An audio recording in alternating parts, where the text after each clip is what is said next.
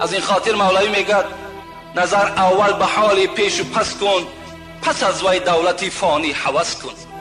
اول یک گرد اطراف تماشا کن، یک تاریخ دنیا را بخوان، بعد از آن محبتی بر دنیا میبندی یا نمیبندی این به عقل تو وابسته است.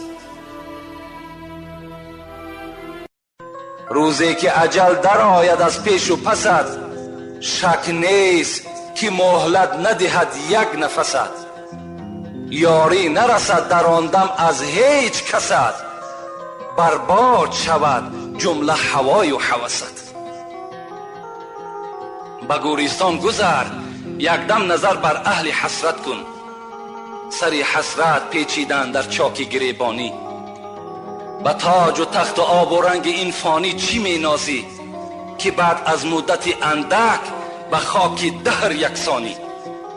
گذر از آب و رنگ و دون بنای خانه دین کن، جهان ناید بکار اما بکار آید مسلمانی. شیخ سعدی میگه دلارام باشد زنی نیکخواه، ولیکن زنی بد خدا یا پناه. سفر عید باشد بران کت خدا، که بانوی زیشتش بود در سرای. سفر عید باشد بران کت خدا، اون مردی که از خاندانش سفر میکنه میروه، زنی بدی بدگهر داشته باشه اگر او سفر کردن برای او عیده، یا که همون مردی خوبی مسلمان باشه زنی بدگهری ویران باشد اگر از خانه که برای مرد عیده. سفر عید باشد بران کت خدای، که بانوی زیشتش بود در سرای. دری خورمی بر سرای ببند، که بانگی زن از وی براید بلند. حضرت شیخ سعدی میگه از اون خاندانی که آواز زن بلند میبراید، دری خورمی از آن خاندان ببند، که بانگی زن از وی براید بلند. از اون خانه ای که عائله که آواز زن بلند برآمد به دشنام حقارت، او در او خانه خورمی نیست. دری خورمی بر او خانه ببنده کن. مجتهدا دیگر بزرگ ها می گفتن که آواز بلند زن، آواز قبیح قباحت و دشنام حقارتش چنان گناه عظیم است که حتی که برابر زنا کردنش وریم تا گناهی بد است، بسیار قبیح است. امروزه هم میبینی در بعض قد کوچه میبینی همون زن میبینی، البته که جاهل است، بیچاره نادان است، گمراه است، بی تعلیم است، بی تربیه است. او پدر مادر او زن تعلیم نکرده است، تربیتش نکرده است، شوهرم تعلیم و تربیتش نکرده است. کودکش در بیرون میبره بعد لط کوب میکنه و دشنام حقارت میکنه. کودک خچه در بیرون میبره بعد میزنه و لط کوبش میکنه و کودک داد میگه و هر یک کسی که چشمش با او بافته البته عصبش ناآرام میشود، طبیعتش خیره میشود. او را در خانه میشنانی، تعلیم و تربیت میکنی، ادب میدی، نه در قد کوچه. یا اینکه او فرزند یک سخنی بد قباحت میگه که او سخن حتی که در شنیدنش علاقه طبیعت آدم خیره میشود، حتی یاف میشود بعدش که فرزندی خودش لعنتی میگه.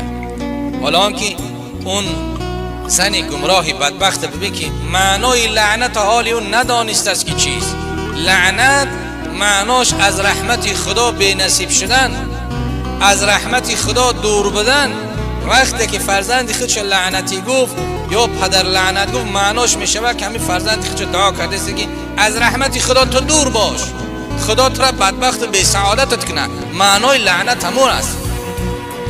یا بعضی پدرهای بی سواد گمراه هست، فرزند خودش اکو نوازیش میکنه میگه ای پدر لعنت میگه یا پدر لعنت میگه، فرزند خودش میگه. یعنی فرزند چه گفته است لعنت خدا را، دوری رحمت خدا را با خودش خواسته است. این گمراهی را ببین، این نادانی و جاهلی را ببین که لعنت گفتن از همه قباحت و رذالت بدی دارد، اما فرزند خودش لعنتی میگن. یا بعضی زنها همین کلمه را به زبانشون جاری میکنن، میگن بسیار زشت است، مادرها و خواهرها با اونها برسانین. البته که اونها نمیشت لعنتی گفتی، پدر لعنتش گفتی، معناش میشه که تر خدا بدبختت بگردانه، از رحمت خودش دور و بی نصیبت کنه. او فرزند بعد چی میشه؟ اوباش میشه. او فرزند بعد مکانش چی میشه؟ حبس خانه میشه، مکانش در بدر میشه، آدم کش میشه. بعد چیکار میکند؟ و گیره این کش میشود، ضرر رسان در جامعه میشود. از سبب چی؟ مادر پدر او را در وقت شدن پدر لعنت یا گفتن که لعنتی. این بسیار قبیح است. دری خرمی بر سرای ببند، شیخ سعدی میگن که بانگی زن از وی برآید بلند. چوزن راهی بازار گیرد بزن، وگرنه تو در خانه بنشین چوزن. حضرت شیخ سعدی میگن. شیخ سعدی بزرگواره که در بستانش همه کتابشو میخونیم، همه میشناسیم. چی میگن؟ چوزن راهی بازار گیرد بزن. راهی بازار پول به دستش که کردی، بازار با بازار تیلا خریدن که گرفت، گشتن که گرفت، و یقین بدان که بعد چی میشه؟ وگرنه تو در خانه بنشین چه زن، تا که زن بشه و مرد میشه وقتی که بازاری کشه.